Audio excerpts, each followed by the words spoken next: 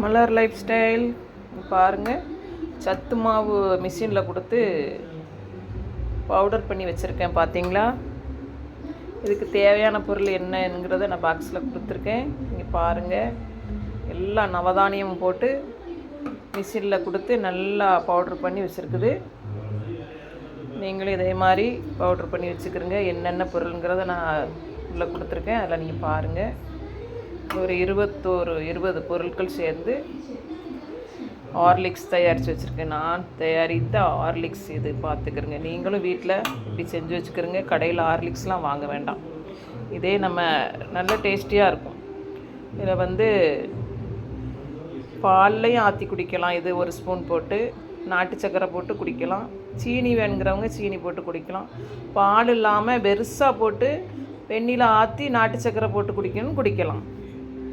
அதனால் நீங்கள் எப்படினாலும் இது பால்லையோ வெந்நிலையோ ஆற்றி குடிங்க. உடம்புக்கு சின்ன பிள்ளைங்களை 1 வயசு பிள்ளையிலேருந்து நீங்கள் கொடுக்கலாம். இது நல்ல சத்து. நீங்கள் கொடுங்க. இது என்னென்ன பொருள் நான் உள்ளே கொடுத்துருக்கேன். நீங்கள் பாருங்கள் ஃப்ரெண்ட்ஸ். Thank you friends.